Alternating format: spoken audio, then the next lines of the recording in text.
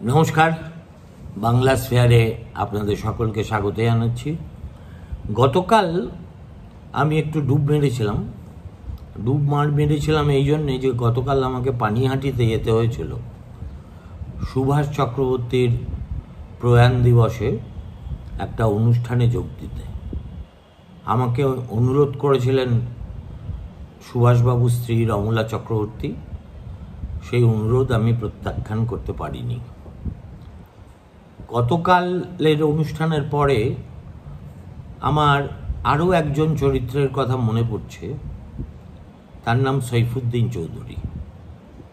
এই অগস্ট মাসের প্রথম সপ্তাহে একজন এই ধরাধামে আবির্ভূত হয়েছেন, আরেকজন চলে গিয়েছেন।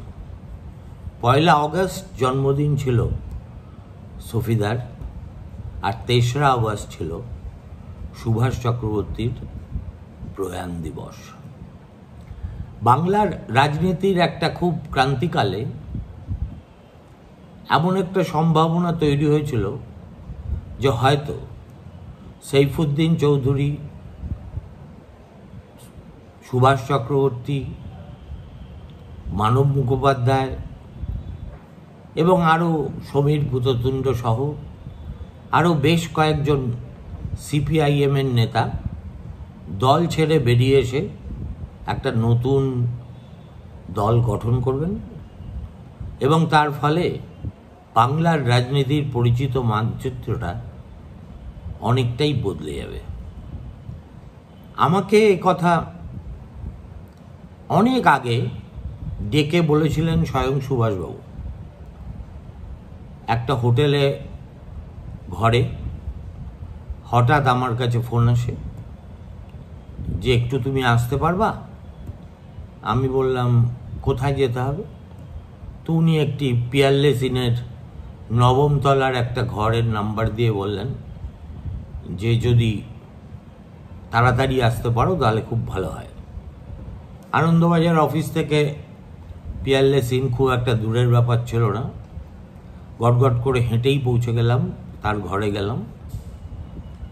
গিয়ে বসার মাত্র তার ঘরে সুভাষ চক্রবর্তী এমন একজন মানুষ ছিলেন যিনি তার দফতরের মধ্যেও আমার ধারণা কখনো একটা যে লাল বাতি আছে তার উপর ঘরের প্রবেশদ্বারের মাথার উপর, সেই লাল বাতিটা জ্বালাননি। যতবার রাইটার্স বিল্ডিংয়ে কাজে অকাজে তার ঘরের ভিতর প্রবেশ করেছি, দেখেছি সেখানে এক দঙ্গল লোক বসে আছে, প্রত্যেকেই কিছু না কিছু কাজ নিয়ে সুভাষবাবুর সঙ্গে কথা বলতে চায়। তো হোটেলের ঘরে ততটা ভিড় ছিল না, তবু জনা কয়েক তো ছিলেন। তাদেরকে বার করে দিয়ে সুভাষবাবু আমার হাত জড়িয়ে ধরে বললেন, তোমাকে আমি একটা আজকে কথা বলছি। হ্যালো, বলুন। বলে আমি ঠিক করেছি এবার একটা ঝাঁকুনি দেবো। হ্যালো, কিসের ঝাঁকুনি? বললো আমি আর সিপিআইএম করব না। আমি বললাম, একটুক্ষণ ভেবে নিয়ে হাসতে হাসতে বললাম, কেন করবেন না সেই সব কারণ তো আমার জানা ছিল। কেননা দলের সঙ্গে তার দূরত্ব অনেক দিন ধরেই তৈরি হচ্ছিল নানাবিধ বিষয়ে। আমি সেই সব তার অবতারণা করছি না। আমি শুধু তাকে একটাই প্রশ্ন করেছিলাম, আপনি কি আমার সঙ্গে এই কথাটা বলছেন আমি আগামীকাল যাতে কাগজে লিখি তার জন্যে? তখন উনি রেড়ে করে উঠলেন, খবরদার না, খবরদার না। যেদিনকে আমি সিদ্ধান্ত নেব তার আগের দিন আমি তোমায় কথা দিমু যে আমি তোমারই বলবো। উনি বাঙাল ভাষায় কথা বলতেন, শুনতে ভারী মজা লাগতো। তারপরে এরকমভাবে কিছুক্ষণ খেজুরে চলার পরে আমি উঠে দাঁড়িয়ে বললাম, সুভাষবাবু, আপনি কি এই সিদ্ধান্তটা নেওয়ার আগে জ্যোতিবাবুর সঙ্গে পরামর্শ করেছেন? তিনি বললেন, না, এখনো করিনি, ঠিক সময় করব। আমি বললাম আমি লিখে দিয়ে যাচ্ছি, আপনি সিপিআইএম ছাড়তে পারবেন না। কেন, কি করে তুমি বলতেছো? বললাম দেখুন, জ্যোতিবাবুকে না জানিয়ে আপনি দল ছাড়তে পারবেন না, আর জ্যোতিবাবু সামনে একবার দাঁড়ালে তিনি যা বলবেন সেটা অমান্য করার মতো স্পর্ধা আপনি দেখাতে পারবেন না।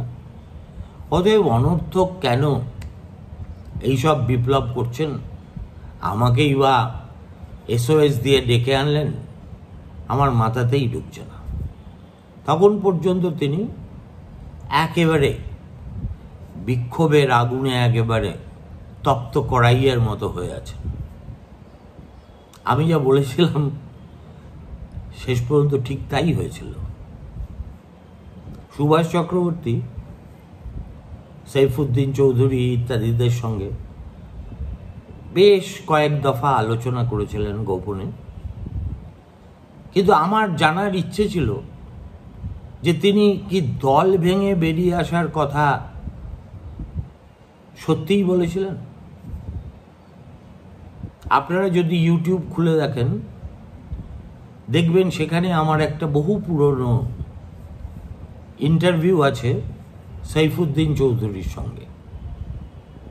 সাইফুদ্দিন চৌধুরীর সঙ্গেও যেমন আছে, তেমনি সুভাষবাবুর সঙ্গেও আছে।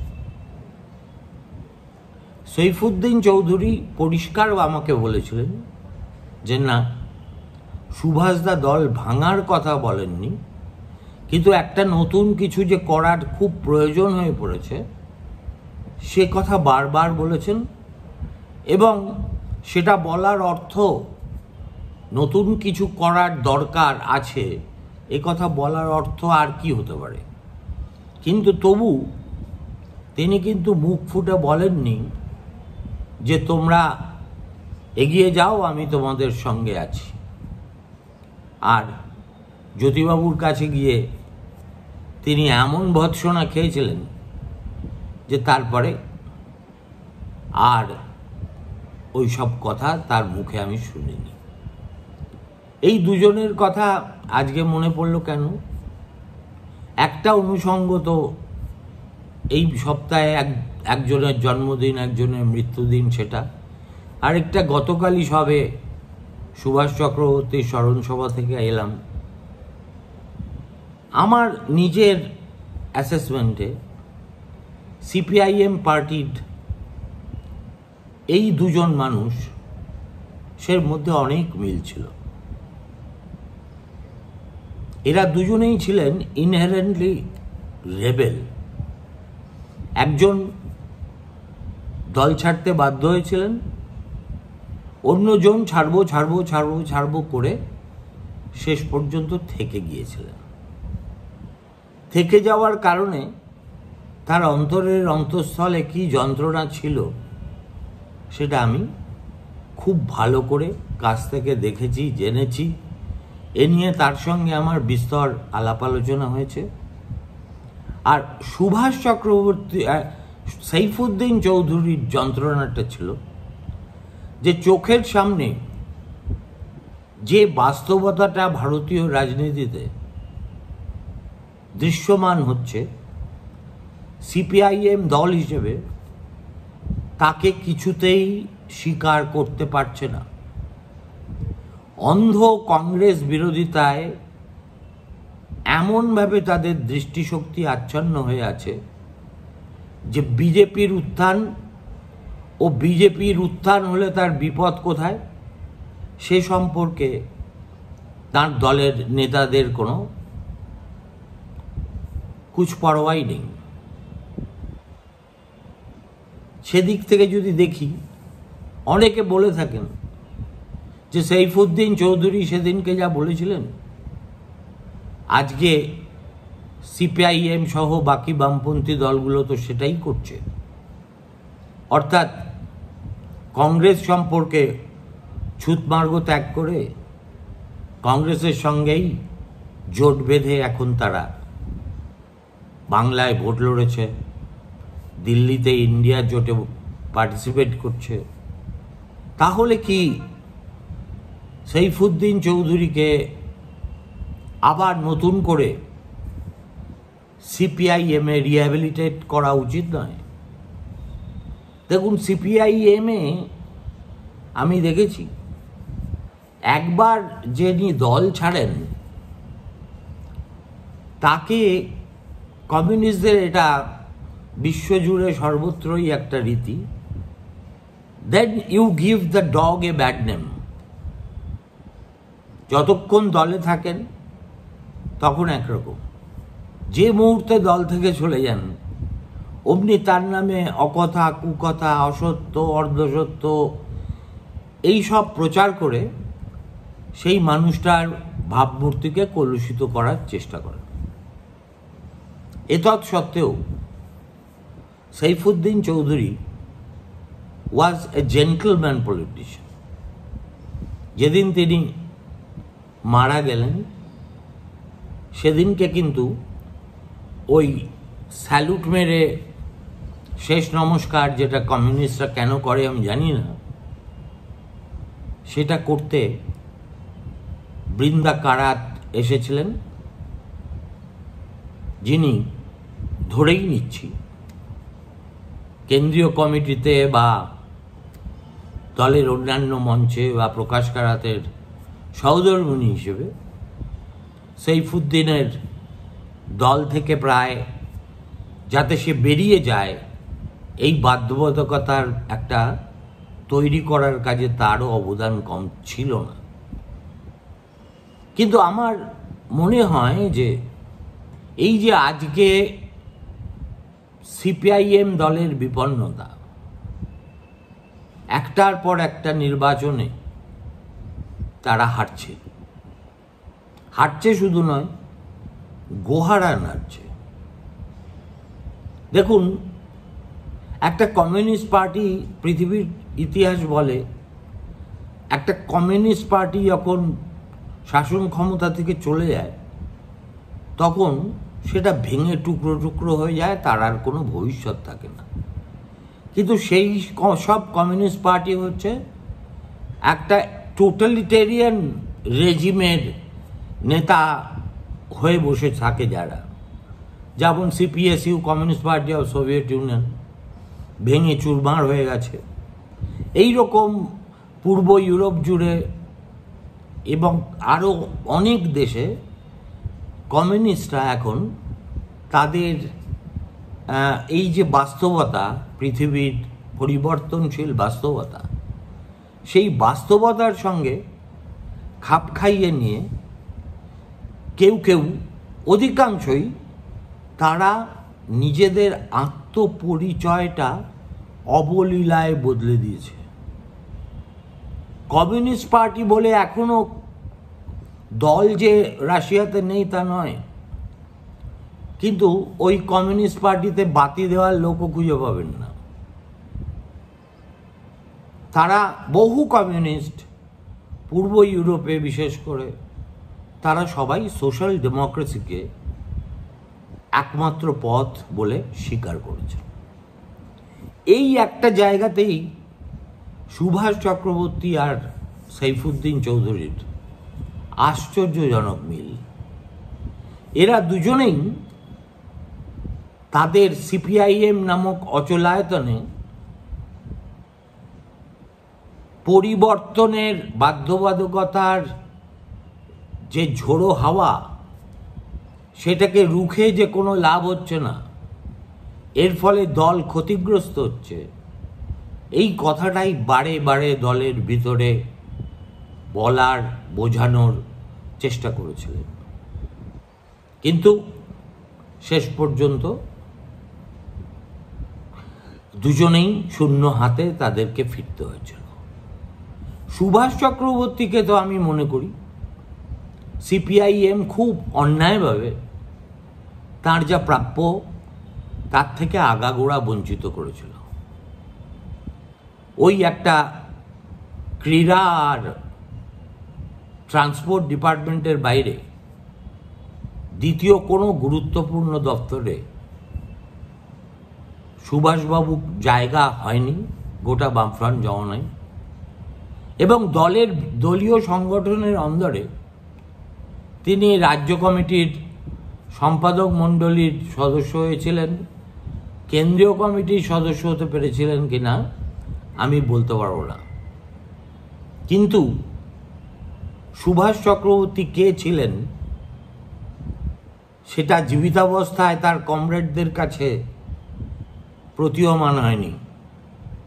যেদিন তিনি শেষ নিঃশ্বাস ত্যাগ করলেন, তার পরের দিন কলকাতায় তার শেষ যাত্রায় সাধারণ মানুষের যে অশ্রু সজল ঢল নেমেছিল, আমি তা সচক্ষে দেখেছি। এবং এই যে অবিশ্বাস্য একটা জনপ্রিয়তা সিপিআইএম এর মতো একটা দলে থেকেও, এটাই সুভাষ চক্রবর্তীকে বাকি সকলের থেকে আলাদা করে দিয়েছিল। ঠিক যেমন সাইফুদ্দিন চৌধুরী তাত্ত্বিক ব্যাপারে was way ahead of all his compatriots in the party.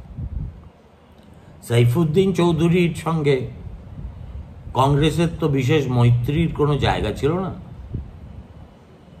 ছাত্রাবস্থা থেকে কংগ্রেসের সঙ্গে লড়াই করে তিনি ধাপে ধাপে একটা জায়গায় পৌঁছেছিলেন।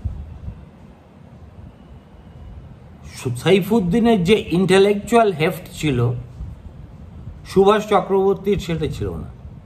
সেই কারণেই দলীয় সংগঠনের অন্দরে সাইফুদ্দিন চৌধুরী বয়সে সুভাষ চক্রবর্তীর চেয়ে 10 বছর ছোট হওয়া সত্ত্বেও দলের সংগঠনের তত্তর করে উপরে উঠে গিয়েছিলেন, যে সৌভাগ্য সুভাষ চক্রবর্তীর হয়নি। তার চেয়েও বড় কথা, গতকাল আমি যখন পানিহাটির ওই মঞ্চে বসে আছি, আমার কাছে হঠাৎ একটা হোয়াটসঅ্যাপ মেসেজ এলো যে দাদা, আপনি কি মনে করেন যে সুভাষ বাবুর রাজনীতির আর কোনো প্রাসঙ্গিকতা আছে? আমি ওই মঞ্চে বসে কি জবাব দেবো বুঝে উঠতে পারলাম না।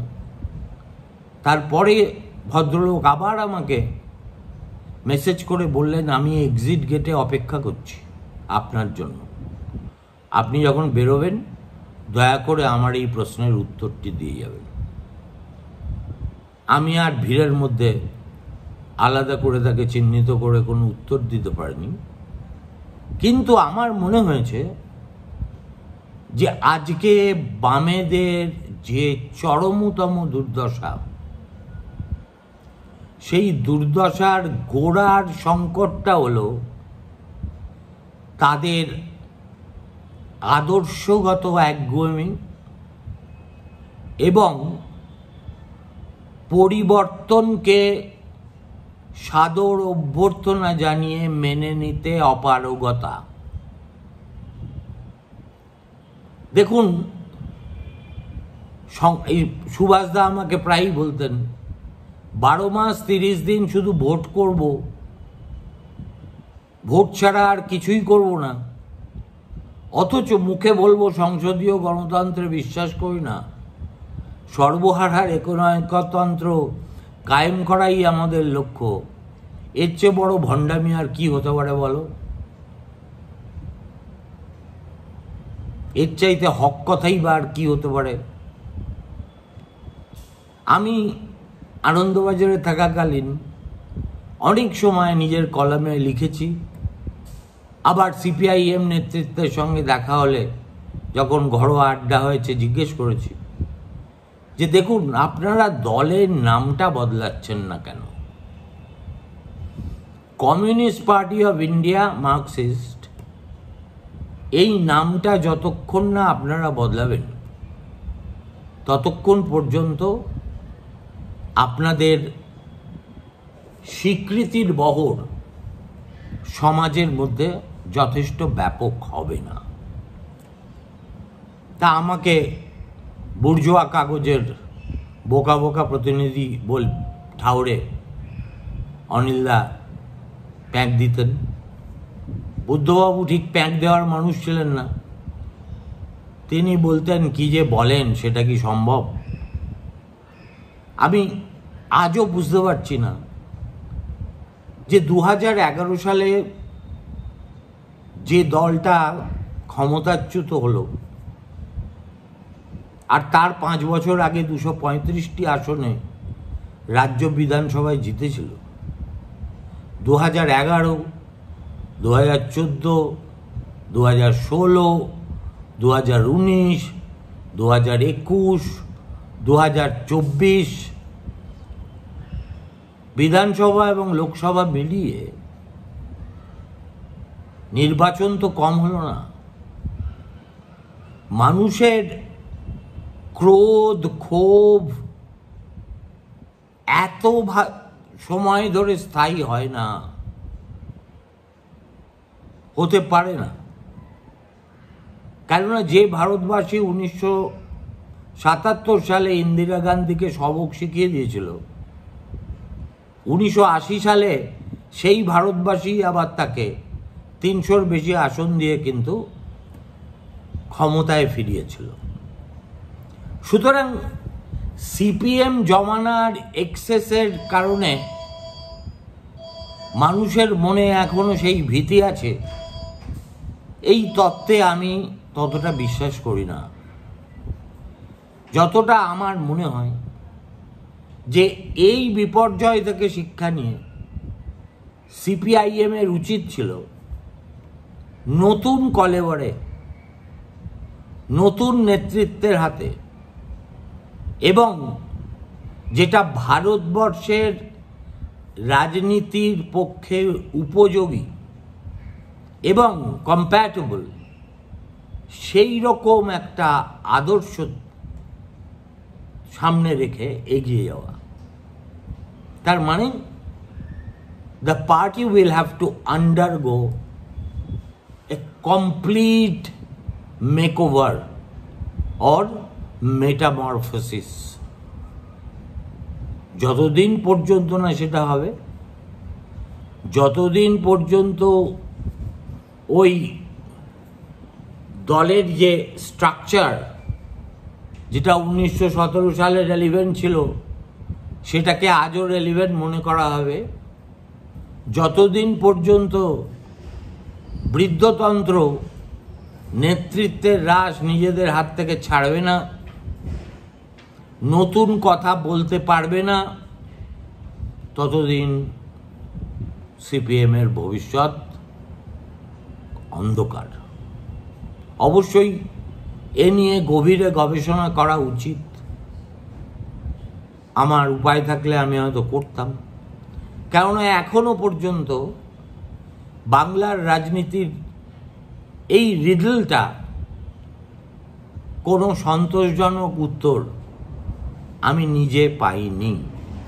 অর্থাৎ 34 বছর ধরে শাসন করা একটা রাজনৈতিক দল, ওই রকম রেজিমেন্টেড ক্যাডার বেস দল, কি করে এইভাবে একবার খড়কুটো হয়ে উড়ে যাওয়ার পরে সম্পূর্ণভাবে বাতাসে বিলীন হয়ে যেতে পারে, আর জমিতে ফিরে আসে না, এটা কিন্তু একটা মস্ত বড় ধাঁধা। আজ নয় কাল এই নিয়ে আবার হয়তো আপনাদের সঙ্গে কথা বলবো।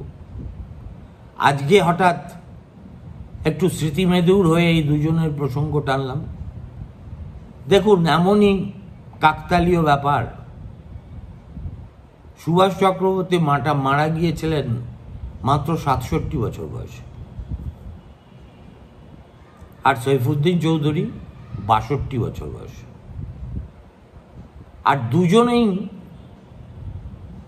শেষ পর্যন্ত কর্কট রোগের কবলে পড়ে অকালে চলে গিয়েছিলেন। সিপিএমের এই দুই মুখ আমার মতে ভবিষ্যতের দিশা দেখানোর স্তম্ভ স্বরূপ হতে পারে। এত অল্প বয়সে এদের চলে যাওয়ার কথা ভাবলে আমার মনে হয় একটা সময় ছিল যখন আমরা রসিকতা করে বলতাম ৭৫ বছর বয়স না হলে সিপিএমে কেউ কেন্দ্রীয় কমিটি পলিট ব্যুরোয় যেতেই পারে না। এই রকম বৃদ্ধতন্ত্রের উপর নির্ভরশীল দলে থেকে এত অল্প বয়সে চলে যাওয়াটা খুবই মর্মান্তিক। আমার মনে আছে চিত্তরঞ্জন দাস যখন মারা গেছিলেন, সুভাষচন্দ্র বসু তখন বার্মার মান্দালয় জেলে বন্দী। আপনারা সকলেই জানেন চিত্তরঞ্জন ছিলেন সুভাষচন্দ্রের ফ্রেন্ড, গাইড, ফিলসফার, গুরু, যাই বলুন না কেন। এবং চিত্তরঞ্জনের স্ত্রীকে, বাসন্তী দেবীকে, সুভাষচন্দ্র মা বলে সম্বোধন করতেন। মান্দালয়ে জেলে বসে এই দুঃখের খবর পাওয়ার পরে সুভাষচন্দ্র বাসন্তী দেবীকে একটা চিঠি লিখেছিলেন। তাতে একটা লাইন ছিল, আমার আজও মনে আছে, Those whom God loves die young.